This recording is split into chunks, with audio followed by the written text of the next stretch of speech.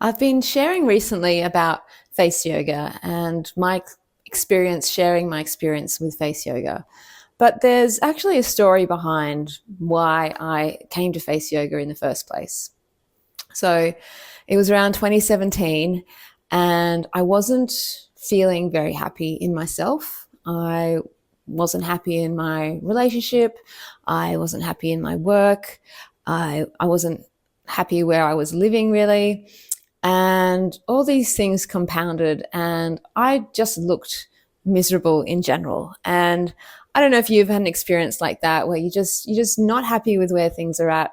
You might put a brave face on when you go out into the world, but when you're alone, when maybe you're looking at yourself in the mirror, it gets really hard to see that unhappiness in your face.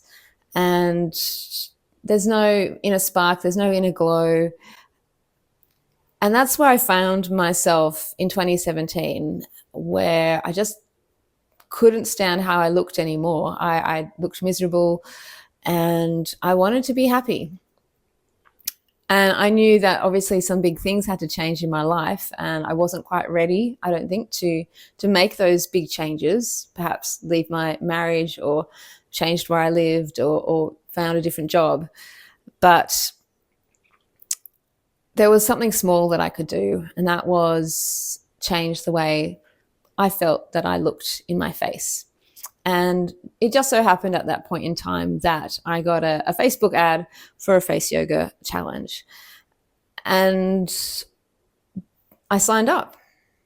I did the 30-day challenge, and I was a bit skeptical at first about, whether it would actually work to actually change my face. But I continued to do it. And I took the before photo and I took the after photo after 30 days.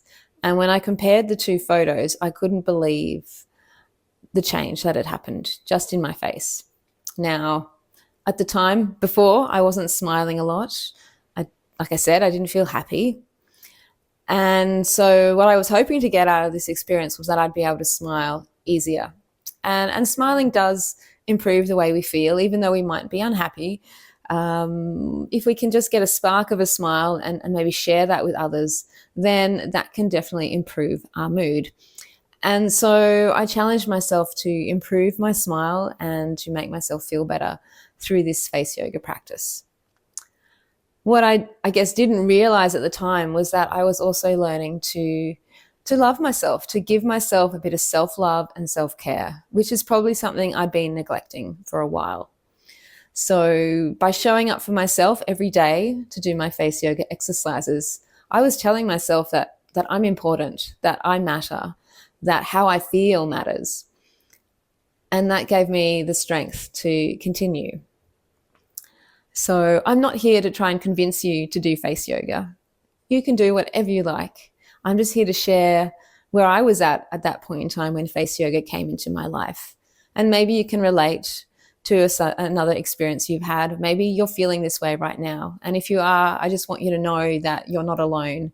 We've all been there before. We continue to go through these ebbs and flows of life, and just know that there's someone out there like myself who is here to hold your hand through it if need be. So know that you have people you can turn to. But today I just want to share this story to give you some hope, to maybe encourage you to try something for yourself, whether that's face yoga or some other modality that you've had an interest in. For me, I wanted to improve how I came to myself every day in the mirror. I was sick of getting up and looking at myself and just beating myself up, saying, you've got all these lines, you've got these wrinkles, you've got these dark circles. And face yoga gave me that opportunity to learn to love the different parts of my face, to give them some care and attention.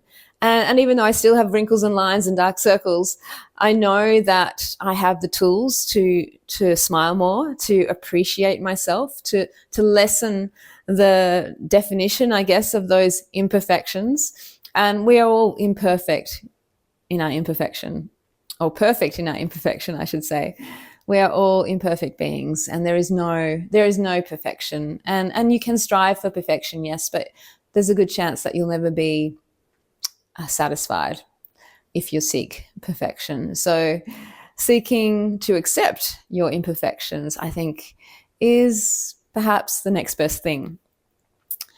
So for me, I continue to practice face yoga daily. I have a set routine. I change the exercises that I do depending on how I feel and how I look. But I always try to improve my smile and to use that as a tool to connect with people, whether that's through this medium of video or connecting with people on the street, in the shops, in a cafe. Whoever I meet, I make more of an effort to smile and just to be more joyful in my life. And I do think that face yoga has had a significant impact in my ability to do that on a daily basis.